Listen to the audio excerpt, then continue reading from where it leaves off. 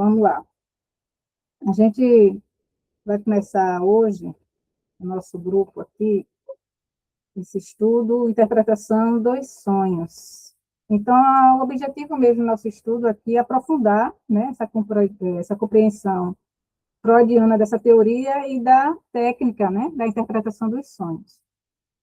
E, para ajudar a gente, o que é que eu fiz? Eu fiz essa apresentação, mais um norteador, mas a ideia que Socorro sugeriu que a gente fizesse feito realmente um estudo como o Clube do Livro, que eu achei ótima ideia, porque a gente pode ir fazendo aos poucos cada parte. Por exemplo, eu vi que o tópico 1 tem A, B, C, D, E, F, G, H.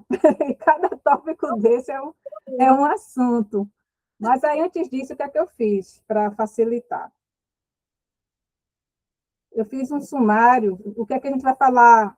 Provavelmente não dá para a gente discorrer disso tudo hoje, que é muita coisa. Então, fiz uma pincelada para a gente meio que relembrar a biografia de Freud, o objetivo do livro, Interpretação de Sonhos, alguns conceitos básicos que quando eu estou lendo, eu estou vendo muitas vezes, que eu trouxe para a gente, provavelmente a gente na aula de sábado deve debater alguma coisa sobre isso, e essa literatura, essa primeira parte aí que eu estou dizendo, né, que é a literatura científica que trata os problemas dos sonhos, que vai ter, ó, tá vendo? A, B, C, D, E, F, G e H.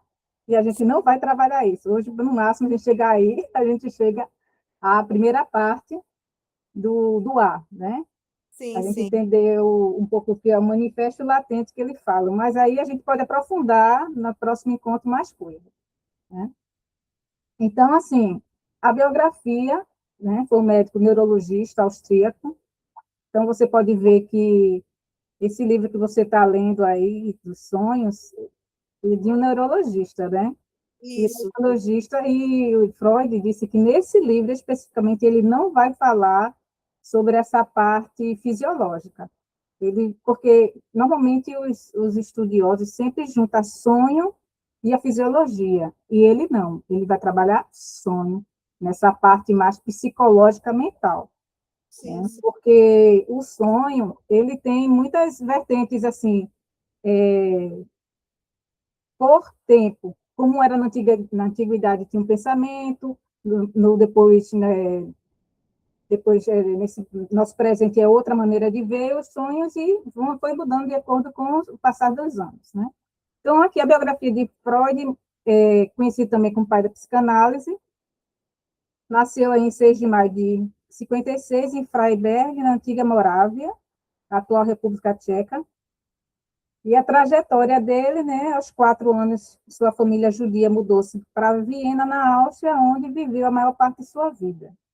Se formou em medicina pela Universidade de Viena em 1881 e se especializou em neurologia.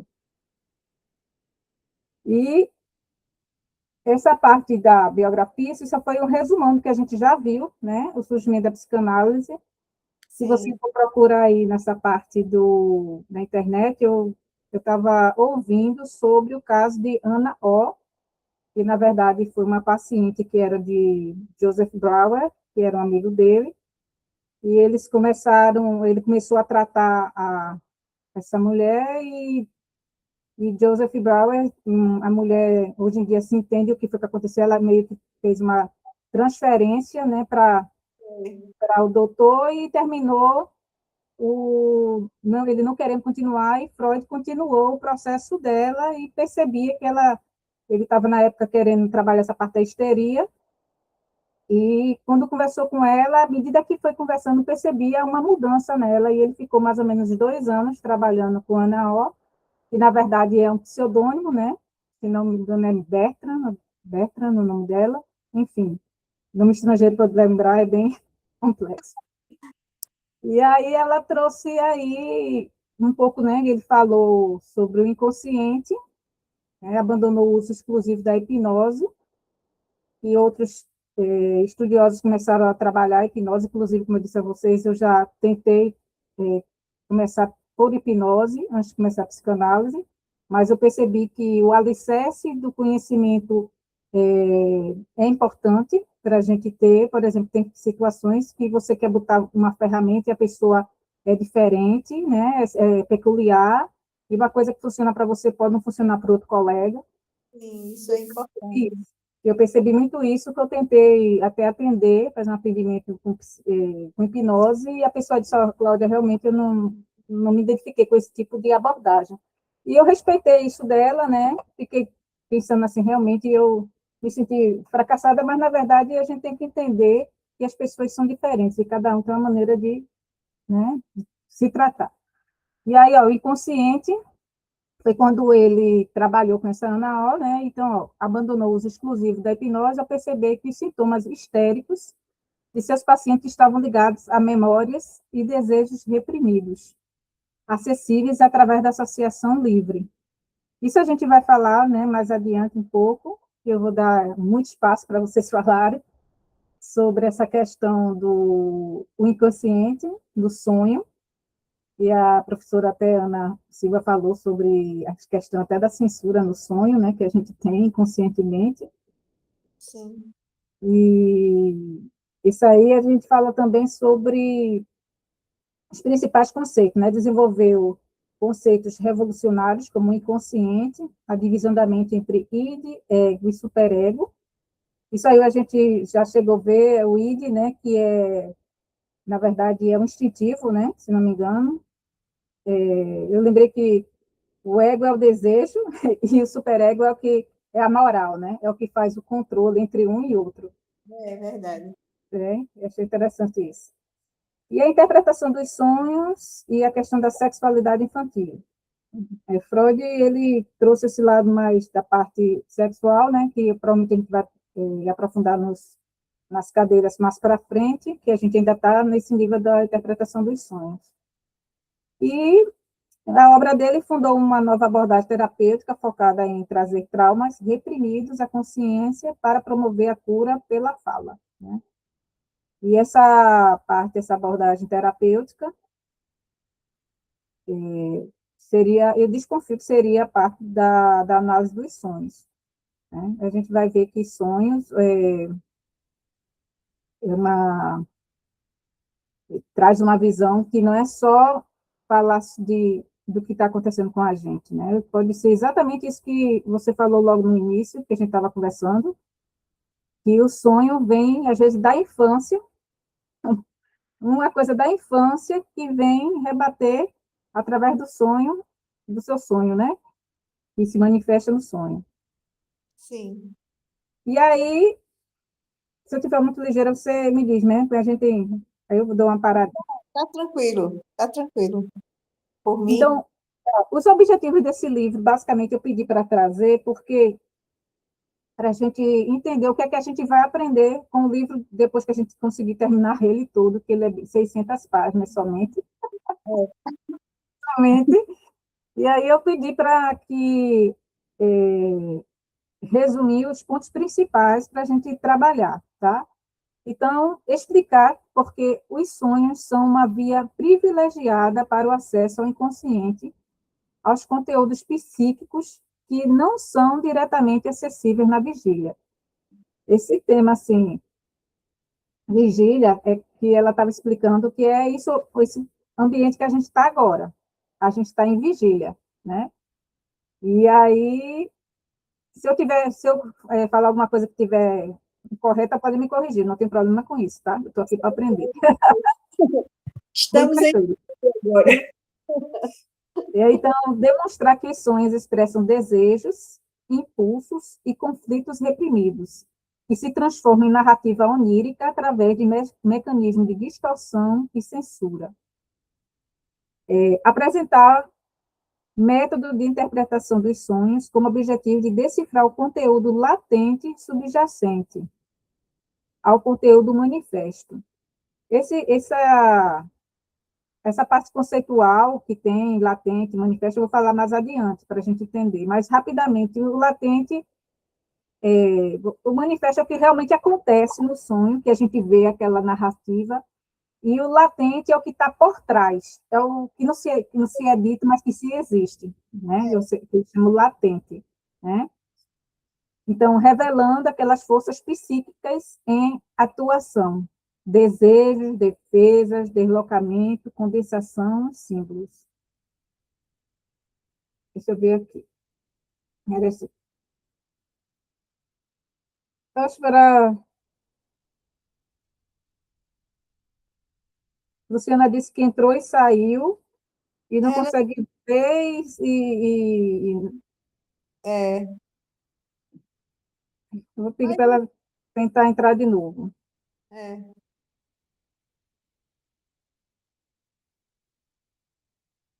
É, enfim, se eu não conseguir, né, vou dizer até ela que eu estou gravando. pronto. Mas a sua iniciativa foi muito boa. E, assim, mesmo que fiquemos nós duas, mas já é um primeiro passo para a gente começar esse grupo de estudo, né? Eu acho É, importante. a gente tem que continuar. Então, assim, ó, introduzir o conceito de trabalho onírico, que é o dream work, explicando como material latente, que é aquilo que é transformado em símbolos, e uma narrativa que parece coerente e aceitável para o psiquismo acordado. Para a gente acordado, parece normal. E por trás tem uma interpretação. Eu cheguei até a fazer o seguinte: Luciana me indicou um psicólogo, eu não sei se ele é psicólogo, acho que é psicólogo, e mandou no grupo. E aí ou foi para mim, aí eu entrei para verificar lá no Instagram dele e vi que ele tem um grupo chamado Grupo dos Sonhos, né? Grupo de Estudo dos Sonhos. E eu entrei nesse grupo, aí foi quando ele mandou como a gente deveria mapear os sonhos, e eu compartilhei com vocês no grupo da gente, né? O que aconteceu, aí ele bota aquela sequência de perguntas, né, para você redigir e mandar para ele, para tirar dúvida, né? E aí, nesse dia, eu tinha tido, uma pessoa me contou um sonho, não foi nem meu, foi de outra pessoa, e eu mandei perguntar se aquilo tinha a ver com as questões de insegurança da pessoa, né? E aí disse, tudo no sonho tem significado, né? Então, assim, quando a gente começar a entender melhor o peso o que é latente, né? O que não é dito, aí a gente vai conseguir entender melhor o sonho, não é só o nosso, depois a gente entendeu do nosso possível paciente no futuro, né? Sim, Então, assim, continuando aí, delinear uma base teórica para a psicanálise clínica, oferecendo uma ferramenta prática para análise de neurose e outros fenômenos psíquicos, a partir da interpretação dos sonhos.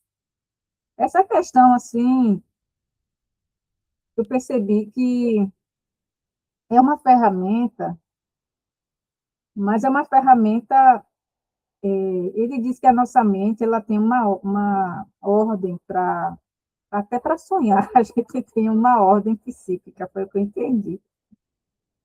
E aí, é, quando a gente entender essa organização psíquica, é que a gente vai poder. Oh, acho que chegou alguém aqui, deixa eu ver. Entrou aí, Luciana está aqui.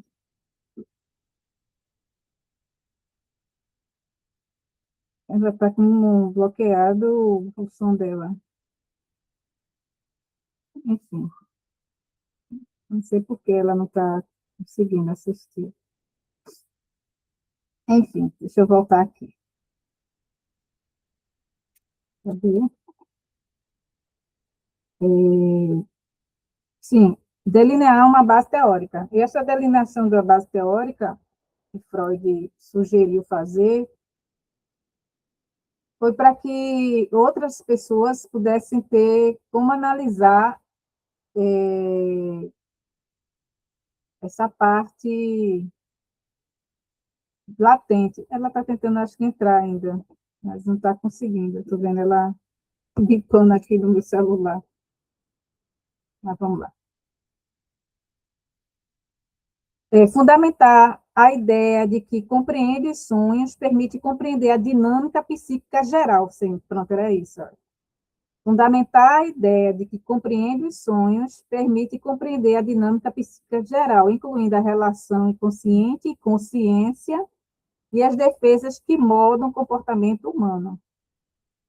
Sim. Então, veja que interessante, a gente, através do sonho, sabe o que eu dou a entender? O sonho é como se fosse uma tela em branco, né? A gente, a nossa mente é uma tela em branco, nosso inconsciente, e o sonho ali vai moldando aquilo, os nossos desejos, que eles chamam de nossos desejos reprimidos, ou em situações que a gente não consegue encarar no momento de vigília, no momento que a gente... é como se ela transparecesse, é uma projeção, pronto, é isso que eu queria dizer. É como se fosse uma projeção ali de cinema do que está acontecendo com a gente, sem a gente, às vezes, ter a coragem de estar ali no... Porque é um ambiente livre, né? Ali, aquela parte onírica é um ambiente livre que tudo pode ali, na verdade, né? E isso facilita esse processo, né, da gente lidar com essas emoções, esses recalques, esses traumas, tudo isso, né, que a gente não consegue às vezes verbalizar, né? Mas Pronto, o corpo traz isso aí. a gente não consegue verbalizar, é isso mesmo. Às vezes é como a gente tem arte-terapia, a pessoa faz a arte, mas não é uma arte, ela está botando, expressando ali os sentimentos dela através da arte, né? E há muito tempo atrás eu cheguei a fazer um vídeo, no tempo da pandemia, eu tinha um canal chamado Cama Interior, e a gente tinha tempo demais, né, para fazer isso, aí eu fiz um vídeo que era assim, de uma terapeuta lá no Canadá, ela pegava mostrava assim, faça o seu estado atual, e depois você vai fazer o estado desejável, né? Através da pintura. E na época eu botei uma bem escura, né? Porque eu estava representando toda aquela angústia daquelas pessoas, né? Daquele processo de pandemia, pessoas morrendo, enfim. E Sim. depois eu projetei como eu esperaria, né? No meu caso, eu projetei como fosse um balai de frutas, cheio de coisa bonita. Eu sou comilona, bem Eu colorida. também gosto de comer. Né? Então foi bom, eu fiz essa projeção e está bem visualizado lá. Mas depois a minha ideia é trazer esse grupo, ou o próprio Energética aí, é o meu canal de guerra aí, né? Eu falo o tempo todo mentalidade energética, mas não é mentalidade energética, é mentalidade de... Não é questão espiritual, é questão, mentalidade de energia mesmo. Mas nós somos energia e a gente tem que trazer essa parte de crescimento. E essa energética aí é crescimento. Sim, sim. Então, objetivos ainda continuando, esse livro quer trazer, estabelecer uma ponte entre a teoria e a prática clínica, sugerindo procedimentos interpretativos que possam ser usados na prática terapêutica, para acessar conteúdos inconscientes de pacientes. E, não, e último, né, por último, prefigurar discussões sobre a natureza dos símbolos oníricos, a dualidade entre conteúdo manifesto e latente, e as relações entre desejos, moralidade e censura no funcionamento psíquico.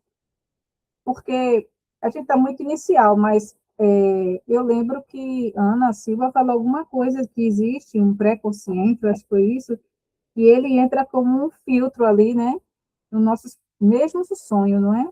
Eu acho que foi isso. Deixa eu ver se aqui, eu tinha anotado alguma coisa assim. Eu não peguei meu caderno, eu vou pegar para ver É. se eu anotei Ele também. disse que existe dois tipos, a vida onírica e a vida de vigília.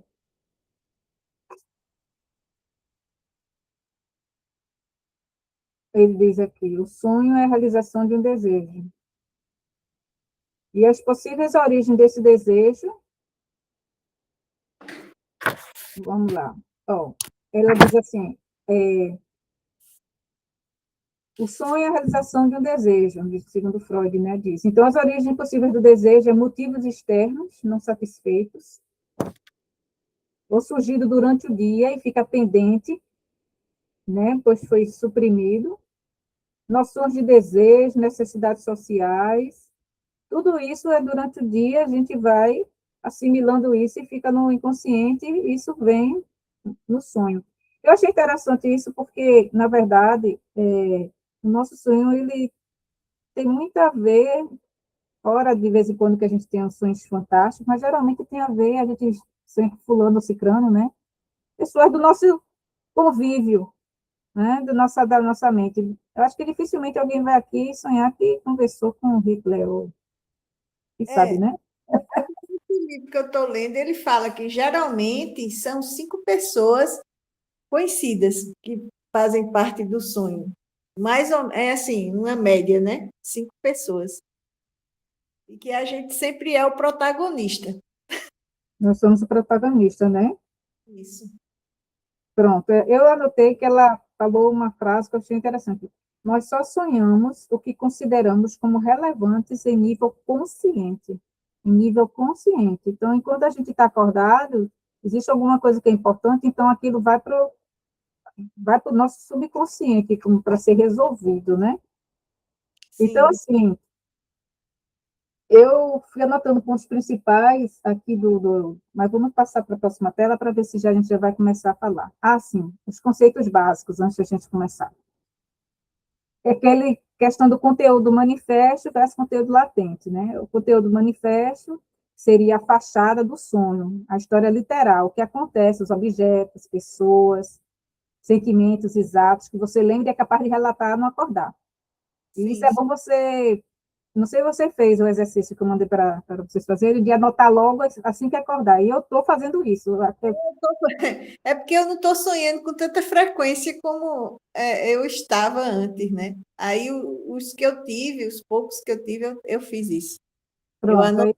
E agora vai ser melhor, porque o que é que eu fiz? Eu peguei aquelas perguntas que eu mandei para o grupo e eu pedi para que o chat GPT fizesse uma análise meio que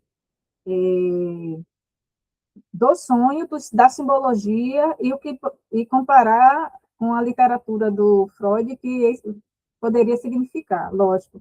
Isso aí é uma coisa de uma máquina fazendo uma. Mas aí você pode ler e ver se tem coerência com o que você sonhou, né? Sim, sim, Simbologia, né? O é, significado é seu, né? claro. E outra coisa, o conteúdo latente é o verdadeiro significado oculto no sonho, que consiste nos desejos inconscientes, conflitos, pensamentos reprimidos e memórias do dia que impulsionam o sonho. Né? Isso aí é o conteúdo latente. E é justamente esse conteúdo latente que a gente precisa descobrir nesse manifesto. Né? E ainda tem os sonhos recorrentes, né? Foi, E você ela falou que tem gente que. Como foi? Ah, foi não, foi, acho que foi o André conversando, disse que o marido sonha, daqui a pouco deita, continua o sonho, depois deita de novo, continua o sonho. Em 3 dias, continua o sonho em 3 dias. E tem os sonhos que você sonha praticamente a mesma coisa, não é nem continuação, é a mesma coisa, né? Com a mesma sensação, várias vezes, né? Também. Uma das coisas que eu tinha lido, que eu achei interessante, é que quando você está sonhando, se você estiver sentindo, tipo, calor, sensações externas, no seu sonho vai parecer muito maior do que realmente são, entende? Então, assim, é como se os fatores externos, eles influenciam no teu Sim, sonho. e esse neurologista prova isso, ele faz experiências, ele coloca fatores, né, durante o dia, na vigília, para ver se eles aparecem nos sonhos, e aparecem, sempre aparecem, Hum. pouco, mas aparece. Tu Então, chegou a ver algum exemplo que ele deu nesse livro? ele botou óculos e a pessoa via tudo vermelho. E Hum. aconteceu de pessoas sonharem vermelho. Outras, outra ele botou um óculos que via ao contrário, a visão ao contrário. E teve partes do sonho dessa pessoa que foi ao contrário. Ela viu tudo ao contrário no sonho, entende? Coisas assim. Interessante. Esses testes. E realmente foi provado que acontece isso mesmo. É. Pronto, esse outro ponto, né, que eu botei aqui, o trabalho do sonho, né, é o seguinte, para que um desejo inconsciente e perturbador possa passar pela censura sem acordar o sonhador, a mente opera o trabalho do sonho, que é usando os seguintes mecanismos. Ele diz que existem dois mecanismos que a gente, né, é a condensação, que é a capacidade da mente de fundir múltiplos pensamentos latentes, que é múltiplos pensamentos de várias situações que acontecem com a gente, né, que é projetado, imagens, palavras, pessoas, em um único elemento do sonho manifesto. Sim. E é interessante, porque eu fiquei pensando como várias coisas nossas podem ser manifesto em uma única figura. Em uma única figura. É como se fosse uma representação, uma pessoa, coisa, né?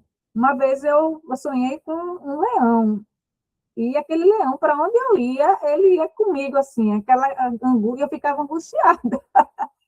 Então, por exemplo, esse símbolo do leão pode ter uma visão, vários sentidos nesse elemento do leão, desse sonho que eu tive, né? Sim. Aí, então, uma única figura onírica pode representar os traços de várias pessoas da sua vida ao mesmo tempo. Eu achei interessante, porque isso chama-se condensação. Por isso que é bom a gente fazer essas anotações para ir linkando, né? Isso. Exatamente onde a gente vai ver essa figura que aparece nesses outros fatos, né? Da vida da gente, no caso, e do E que a gente... sempre repete, né, às vezes, esse símbolo, né? Como você falou aí, vai se repetindo, né? Sim, tem esses sonhos recorrentes. Eu mesmo tive há um tempo atrás, no início dos anos 2000, eu tive um sonho assim, por 3 vezes. Eu sonhava cega, eu ficava cega. Eu ia andando assim, de repente, ficava cega. Só que eu continuava fazendo as coisas, mas sem ver. Mas eu fazia. Mas me dava uma angústia muito grande o fato de eu estar cega, mas eu não perdia a vontade de continuar fazendo as coisas. Aí eu fazia. Teve um sonho até interessante que eu ia dirigindo, aí perdi a visão. Aí eu saía do carro e saía puxando o meu carro, subia uma montanha, puxando o carro, vê só, e levava o carro para cima da montanha. Aí até associando esses sonhos que a gente busca na internet e tal, para a leitura de sonhos, sem ser psicanalítico, né? Aí eu disse, pronto, se eu estou subindo é bom, né? Porque, teoricamente, você vai superar um obstáculo, né? Se você subir e levar o objeto que está causando, assim, um peso, alguma coisa, você consegue levar. Então, eu pensei, não, eu vou superar os obstáculos. Na minha mente, eu pensei isso, né? E eu nem estava, na época, fazendo terapia, nada. Depois eu comecei a fazer, mas na época não. Mas esse sonho, não assim, continuamente, por exemplo, 3 dias seguidos e tal, não, mas demorava um pouco. Um mês, às vezes 2 meses, aí voltava. E eu sentia a mesma coisa. Não igual, mas o fato de ficar sem enxergar acontecia. Entende? Nossa. Apareceu isso E o que comigo. seria o significado do não enxergar? O não querer ver? Você. Aquele ditado: o pior cego é aquele que não Quer quer ver. ver. Talvez você não quisesse ver, mas você intuitivamente sabia que precisava ser feita alguma coisa, não é? Passando por uma fase assim de transição na minha vida, que foi quando eu me separei e tudo mais. E aí eu acho que tudo teve a ver nessa época, né? Com isso. As coisas que eu não estava querendo assim, encarar de frente também, sei lá, coisas assim. Porque às vezes ele diz que tem coisas meio que doloridas ali, e que é justamente no sonho que ele aparece, né? Por exemplo, eu vou depois rever, reler, e num sonho que eu tive aqui, é como se, na história, depois eu posso até ler para vocês, era que eu não queria, como se tivesse necessidade de aceitação. Aí eu disse, será? Pode ser, quem sabe? E se for, o que é que você vai fazer a partir disso, né? Porque o problema é você detectar eu não sei se seria a palavra adequada, um sintoma ali, e você não fazer Perceber. nada, né? Não resolver, né? Não querer resolver, né? Então, isso fica recorrente, se é um desejo reprimido, é algo que você quer resolver e você intuitivamente quer resolver, mas você não resolve. Outra coisa aqui, do trabalho do sonho, é o deslocamento. Ocorre quando o foco emocional é transferido de um elemento muito importante e ameaçador para algo trivial ou insignificante no sonho. A carga afetiva é desviada, fazendo com que o conteúdo manifesto não pareça assustador à primeira vista. Quando eu li isso aí, eu fiquei pensando, se tem algo importante para você e você muda totalmente sua visão para algo insignificante, é porque talvez aquela parte importante que você precisa ver está doendo muito. Sim, provavelmente, né? Eu acho que é para amenizar exatamente isso. Não é isso? É, eu, Deixa eu ver se tem mais algum. Ah, sim. Conceitos básicos ainda. É a dinâmica do psiquismo. Como é que ele trabalha a nossa mente. O inconsciente, né, a instância mais profunda e inacessível da mente, é o reservatório de desejos infantis, inaceitáveis e impulsos primitivos, e atua como a fonte geradora primária dos sonhos. Achei interessante isso, se a fonte primária dos sonhos é quando se revela ali em que ponto, mesmo você sendo adulto, em que ponto você está na sua psique, né? Onde é que está você. Aí me lembrei daquele processo que os meninos aí, os psicólogos estavam falando, que foi Domingos, né, que falou que a gente tem que ter um conhecimento profundo da fase do 0 até os 7 anos e as fases, né, as fase oral, anal, fálica, né? sim, Eu acho sim. que é isso. A São gente tem que essas entender, fases, né? E é é, do 0 a 3 anos, né? De três, oral, né?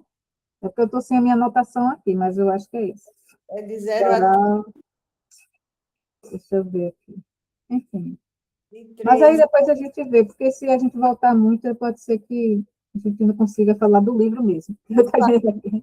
Essas que você falou, é a anal, não, Né? a oral, Oral, anencefálica, é. Então, é, essas. das três. Bem, a censura é uma função psíquica ligada às exigências da vida, de vigília e valores morais, que atua como um editor. A censura filtra e distorce os desejos inconscientes e inaceitáveis para evitar que a consciência seja perturbada. Eu acho que eu estava ouvindo um desses vídeos que eu vi, que eu estava falando, nesse canal, que eu não lembro agora o nome, né, no YouTube, se você colocar, estava falando a história dos casos psicanalíticos que eles foram abordados nesse livro, né? E um deles, ele fala de uma outra cliente, que a cliente passou muitos anos cuidando de um pai idoso, e ela, quando ele morreu, ela ficou com, eles chamavam de histeria na época. Ah, E eu lembro ninguém, do caso. né? É, sim. Não tem? Histeria e teve um caso que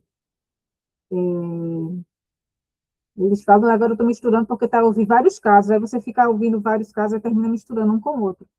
Um dos casos era a moça, ela gostava, terminava gostando do cunhado, né? A irmã dela morreu e ela gostava do cunhado, mas aí ela suprimia isso porque ela não achava que deveria ter esse sentimento por ele, por ter sido, né, marido da irmã dele, irmã dela. E aí o Freud, em um desses tratamentos, né, e descobriu isso, assim, intuiu que tinha isso, né, que estava acontecendo. Essa do pai, ela ficou sem querer comer, não foi? Ficou sem conseguir tomar água, porque o cachorro Isso, bebia Exatamente, um negócio assim, né? exatamente, exatamente. Fico sem querer beber água e Não comer nem água. e- perfeitamente, é isso mesmo. E sim, aí ela sempre filtrava, né? Às vezes via a pessoa, ouvia. Eu não lembro se isso a nível de sonho ou a nível de consciência, mas ela evitava, censurava, né, o próprio desejo, ela tinha um desejo consciente pelo cunhado e ela ficava evitando isso, e ela, por isso que ela tinha essas questões emocionais que iam aflorando, porque é o seguinte, aquilo que não é resolvido, ele aflora no teu corpo de alguma forma, né? No teu emocional, te aflora em algum lugar. Ela, na verdade, esqueceu dela para cuidar do pai, né? É, Então, se reprimiu totalmente, se anulou para cuidar do pai. foi. E outro conceito básico é resistência. A força psíquica que mantém os desejos recalcados ou escondidos no inconsciente. Na análise dos sonhos, a resistência é a dificuldade que o paciente tem de associar livremente ideias ou aceitar o verdadeiro significado da sua criação onírica. Isso aí é que eu achei interessante. Essa parte que ele fala aqui, né? Aceitar o verdadeiro significado da criação onírica. É quando você tem preconceito com você mesmo, né? Quando você não aceita a verdade. Então, acho que acontece isso. Você é seu próprio carrasco, né? Você mesmo É se, verdade. se reprime. Pronto. Aqui é que a partir daqui é que a gente vai ter a leitura do livro. Só que como o livro é muito extenso, eu só tirei esse pedacinho do livro para a gente conversar, né? Porque a partir desse item um, se você for olhar a literatura científica, é bem grandão o tema, e ele fala assim, ó, essa parte A até H, Não, de A a H. Aí a gente vai falar sobre a relação dos sonhos com a vida de vigília, né? Aí eu extraí esse trecho do livro, tem aqui a página 27, esse autor aqui, Jessen, em 1855, ele disse que o conteúdo de um sonho é invariavelmente mais ou menos determinado pela personalidade individual daquele que sonha, por sua idade, sexo, classe, padrão de educação e estilo de vida atual, e pelos fatos e experiências de toda a sua vida pregressa, tudo o que aconteceu antes. Então, exatamente isso que a gente já estava conversando sobre, né? Que é do dia a dia, que se a gente vai aproveitando, né? Você falou do óculos aí vermelho, do óculos colorido, né? foi, eu devia ter usado porque o livro novo eu fico com cuidado nos livros. Tem pessoas que marcam os livros numa boa, né? Assim, É, eu tenho eu também não gosto não do livro riscado melado, não, sujo não. que é isso. Aí hoje eu poderia ter riscado aqui algumas coisas para facilitar agora a gente conversando e eu mostrar, né? Mas eu vou reler rapidamente depois e vou grifar assim mesmo, porque eu já eu grifo com lápis comum que eu depois apago e aí fica É, mais fácil de é. eu mostrar, né? As partes que combinam um pouco aí se correlacionam com esse livro de Freud, né? E esse aqui que ele tem uma abordagem que não é a usada no livro do Freud, né? Mas que perpassa por essas questões do cotidiano. Ele leva também esse lado emocional e tudo isso aqui. Eu achei interessante porque não é frio o livro. Ele mostra essas coisas também, sabe? E eu Eu, deixa eu ver, eu abri aqui, deixa eu ver se eu consigo abrir o livro aqui, vou ver aqui se eu acho algum. deixa eu ver se eu consigo projetar o livro para a gente ler esse pedaço aqui, que a gente já estuda junto, deixa eu ver aqui.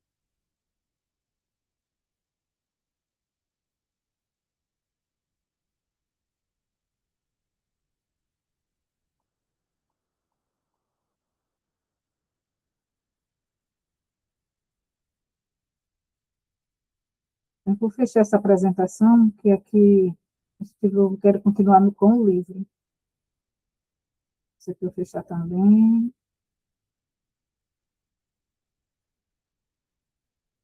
Pronto, eu vou compartilhar aqui a minha tela.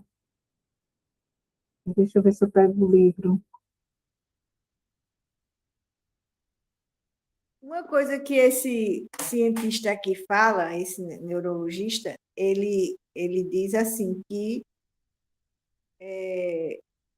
aparelhos eletrônicos, eles raramente aparecem em relatos de sonhos. E também que a gente, nos sonhos, a gente não transforma esses objetos como se eles fossem pessoas, assim, colocá-los como pessoas. A gente, ele, nos estudos dele, ele vê que a gente coloca eles como objetos mesmo e pessoas e animais como se fossem pessoas e animais mesmo, entendesse? Não Ah, assim, tá. de repente um computador montasse no cavalo e saísse guiando o cavalo. Isso ele disse que pelo menos nos estudos dele não aconteceram, entende? Assim, tem uns fatores assim interessantes. Deixa eu ver. Eu não sei se você está conseguindo ver, eu projetei para você a relação dos sonhos com a vida de vigília. A gente lê um pedaço disso aqui. Eu estou vendo uma tela em branco só aqui. Ah, é? Então, É. peraí. Então, deixa eu parar e compartilhar, já que não está vendo. Estranho, mas tudo bem. Em resumo, a parte que eu abro aqui, Eu estava vendo aquelas escurinhas, né? Que estava com fundo escuro, eu estava vendo. é porque eu fechei ela para poder tentar abrir o livro aqui para você ver, mas parece que. Deixa eu tentar de novo aqui.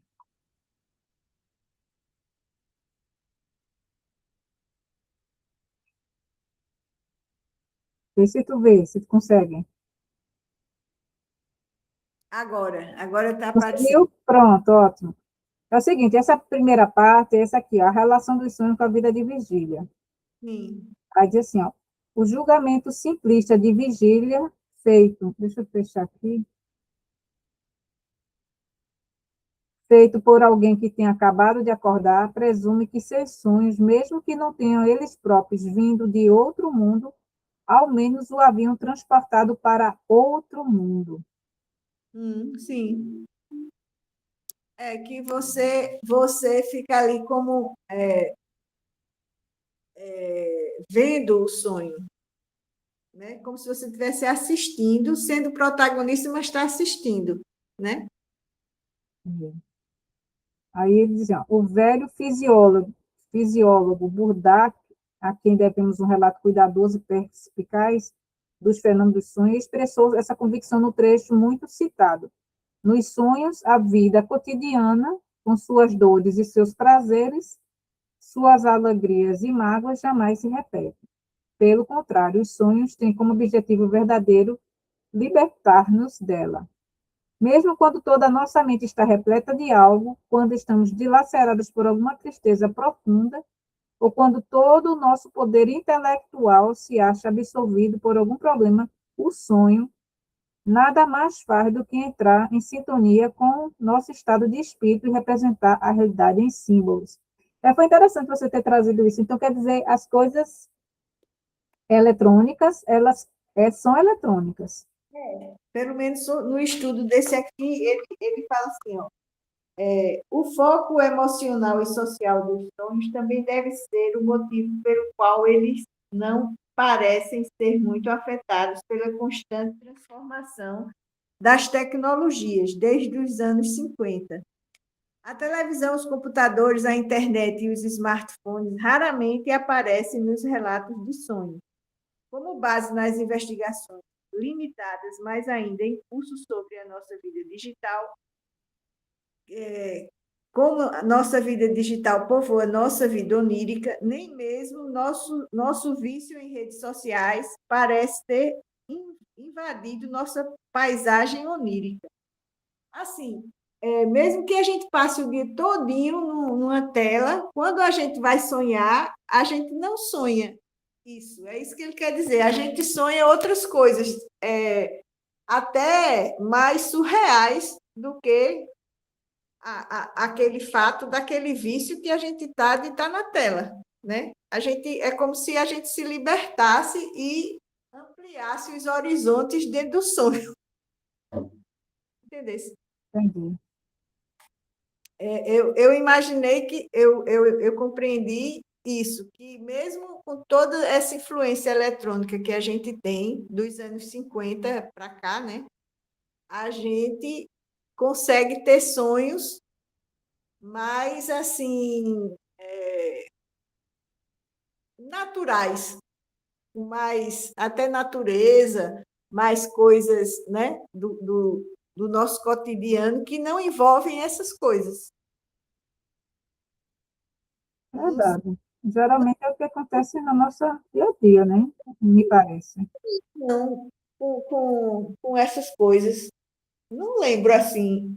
Teve um sonho meu que eu recebi um computador, um negocinho quadrado, que parecia um tablet e um computador. Mas foi no final do sonho já. E eu, inclusive, derrubei ele na hora e peguei de volta. E na minha imaginação, eu achei que eu poderia até ter quebrado aquilo, né? Hum. Não conseguia ver com clareza se era um tablet, se era um notebook, né? Eu não conseguia. Ó, você falou aí, ó. Aqui, ó. A atitude menos comprometedora sobre essa questão é adotada pelo filósofo Mas, 1805.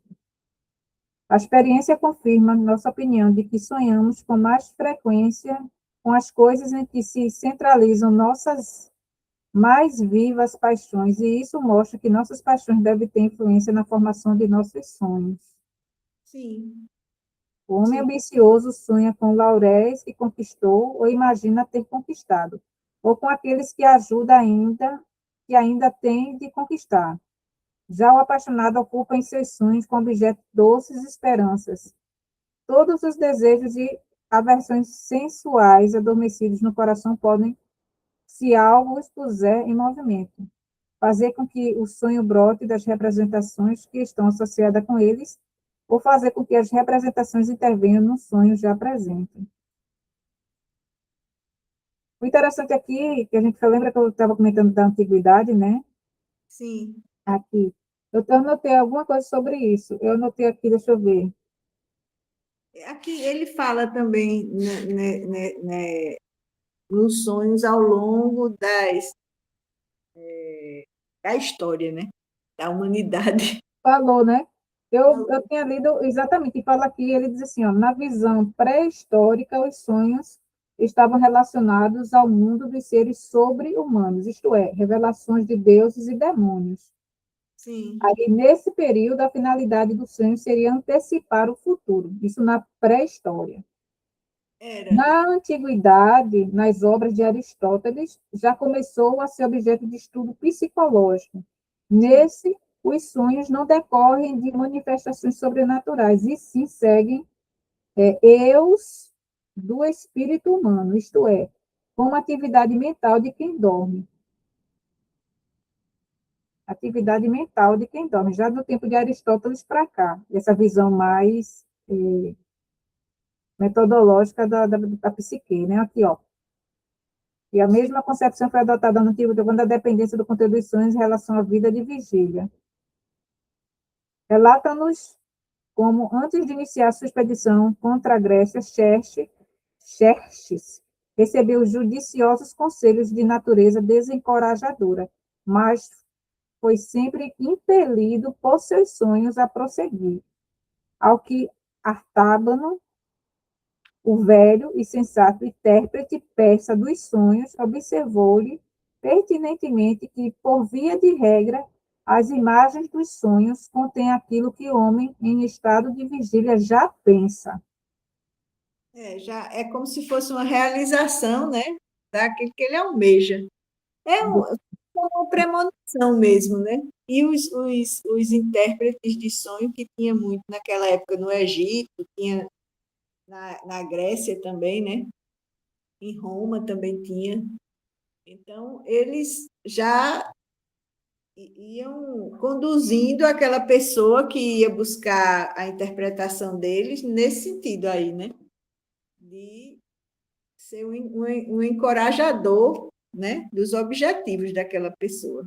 Ou, ou encorajar ou não, né? Dependendo do contexto lá do sonho, né?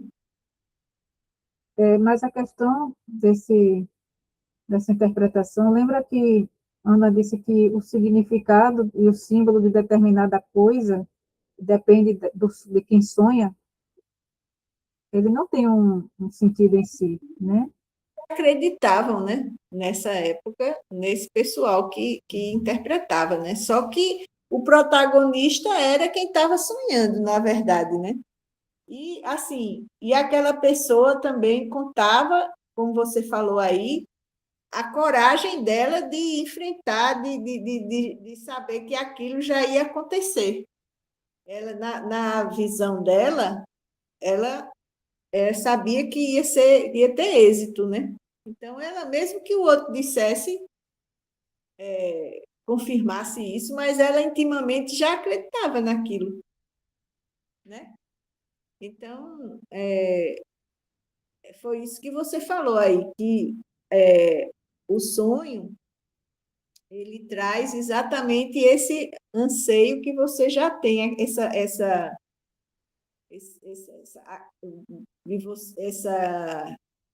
certeza, né, que você tem e acontece no sonho, aquilo. E aí você segue o sonho. Esses heróis antigos, né, eles faziam muito isso. Alexandre o Grande e outros aí. É verdade. Aquilo que eles já imaginavam, né, como certo. Assim, como verdade para eles, né? Sim. Mesmo que eles procurassem esses intérpretes, mas eles já tinham aquela certeza, independente disso, né? É. Vamos ver se tem mais alguma coisa que a gente possa acrescentar nesse trecho. Aqui termina, aqui termina. Então, a gente vai muito além, não. Então, a gente vai terminar de ler esse pedacinho, porque e a gente fazer um apanhado, né, do que a gente viu, que foi muita coisa. Foi, mas não está tudo gravado, então eu acho que para início, Uhum. tá bom, né? Aí a partir da próxima, do próximo encontro, a gente já pega, assim, alguma coisa mais específica, né, para a gente já ir. Porque aqui, a partir desse ponto B, já faz assim, ó, o material dos sonhos, a memória nos sonhos. Mas aqui, esse daqui, eu cheguei a fazer pedir, deixa eu ver se eu está fácil aqui, que ele fizesse para mim um resumo dos pontos principais desse. Deixa eu ver esse aqui. Esse aqui eu tenho o meu agente aqui fica conversando, eu fico conversando com ele. Meu chefe GPT, eu converso aqui só com ele. Esse rapaz, me ajuda aqui a entender isso aqui. Eu não entendi ao chat GPT. Não? Não, Deixa eu ver aqui, estou resistindo ainda. tá? Não, mas é bom. Se você utilizar como apoio, vamos lá. É o seguinte, essa primeira parte tem que ter um objetivo, identificar o conteúdo manifesto do sonho. É isso mesmo que eu estou vendo? Leitura guiada, leitura, é isso mesmo. Registrar os sentimentos e associações imediatas e preparar o terreno para elucidar conteúdos latentes da próxima sessão. É, É isso mesmo, é isso mesmo. eu estou conversando com Kiana, eu estou fazendo a minha análise com Ana Silva, né? Ah, E aí sempre ela fala isso, para eu perceber esses elementos latentes, né? Conteúdos latentes. é porque, como eu te disse, o conteúdo latente é aquilo que não é não é o que realmente aparece, é o que você vai ter que analisar no sonho. Aí agora, eu acho que eu misturei com outra coisa, com a análise do sonho que eu estava fazendo aqui. Deixa eu voltar. Eu conversei muito com esse chat aí hoje, viu? Deixa eu fechar aqui. Eu passei a tarde lendo esse livro novo que eu comprei, eu encontrei, né, assim. Mas tem tanta coisa assim interessante e eu não gravei, né? Não, como é? Destaquei, não destaquei. Hum. Eu acho que eu conversei muita coisa aqui. É porque ele diz aqui que a realidade cotidiana é incorporada aos sonhos, como aí também, né? Freud também fala isso. E eles alteraram drasticamente a vida dos participantes. Estudos usaram óculos coloridos, videogames imersivos e outras técnicas para ver nossa realidade desperta, como nossa realidade vaza para os sonhos, né? Como você pode imaginar, raramente isso acontece através de representações fiéis. Pessoas que passavam o dia inteiro usando óculos vermelhos, às vezes sonhando em vermelho. Outras vezes, apenas parte de seus sonhos tinham a cor dos óculos. Em outros experimentos, os participantes, como eu te falei, usavam óculos invertidos e também sonhavam em algumas partes de cabeça para baixo, né, com os elementos invertidos. Ele, ele dá duas perguntas aqui para a gente pensar um pouquinho. Sim. Qual é a justificativa de Freud para estudar sonhos como via de acesso ao inconsciente? Boa pergunta essa. A justificativa dele, eu acho que seria entender o latente, tentar entender, mas seria, no caso, qual a justificativa de Freud, né? Sim. Eu lembro que, eu não lembro se ele começou, porque eu lembro que ele trabalhou muito com essas mulheres que ele chamava de histéricas, né? É, E depois ele começou a trabalhar pela Associação Livre, conversando com elas, e depois foi quando ele começou a trazer essa questão dos sonhos como foi. análise de sonho. E eu acredito que a justificativa é se ele encontrasse o que está latente nos sonhos, ele poderia mapear toda a parte psicológica da pessoa e trazer um pouco de conforto, não nem cura, né? Porque a cura não é ele quem cura é a pessoa, né, que se trata. É, Eu acredito que a justificativa dele seria trazer essa melhoria, esse bem-estar emocional para a pessoa, quando ela, a partir do momento que ela tomasse consciência de que ela sonha aquilo por conta de determinada situação que ela não está querendo enfrentar ou que ela precisa quando rever. você encara aquela situação, né, assim, desmistifica aquilo, né? E aí você vê, consegue encarar aquilo ali e conviver com isso, né? Conviver. Foi como a Ana O falava, né? Que ela tinha uma forma de dizer a questão da fala que aliviava ela, né? Ela dava um termozinho que eu estou esquecida agora, que deixava ela mais tranquila, mais aliviada, né? Quando estava falando. Lembra disso? Agora tinha um termo que ela usava, eu não estou lembrada agora de como ela falava. Mas foi a partir daí que veio essa livre associação, né? E ele percebeu que a pessoa falando, né, ia percebendo essas questões que estavam travando a pessoa, né?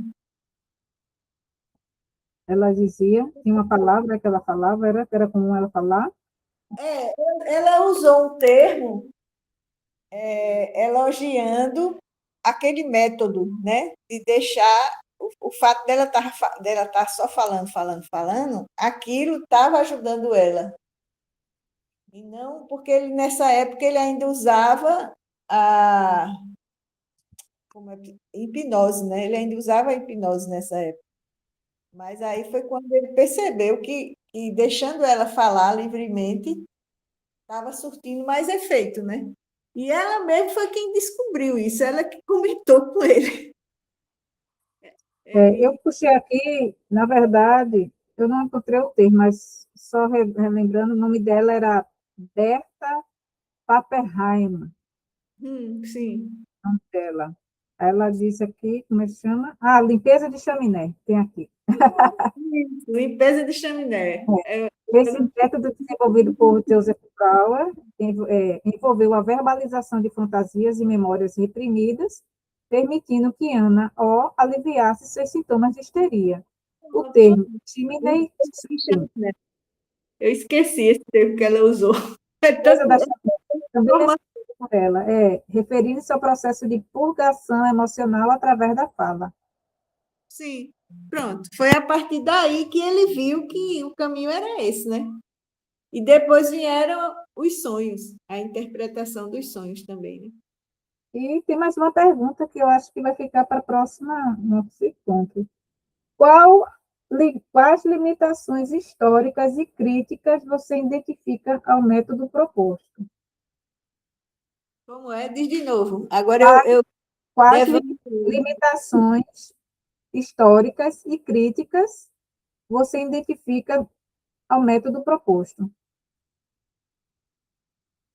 Históricas e críticas. Aí vai entrar exatamente os seguidores dele, né? Que tinham como Jung, Lacan. E... Eu sei o que pode ser. Sabe o que eu É, acho? Por exemplo, você falou uma coisa interessante. Jung, ele foi entrando para o lado da espiritualidade. Lembra que ela comentou? sim, E os símbolos, né? Dos arquétipos, daquelas coisas, né? isso. E o Freud não ia por esse caminho. Ele queria ver um ampliamento psicológico, não fisiológico, mas que pudesse alcançar essa melhora da pessoa, né? E terminou ele se separando assim, inclusive de Brauer, né? Eles se respeitavam, mas também eles tiveram outros caminhos também. Sim, sim. Acho que pode ser isso, né? Essa história. E o É, próximo a gente pode conversar que é o material dos sonhos, memória dos sonhos. Não é muito grande, a gente vai ficar para o próximo encontro.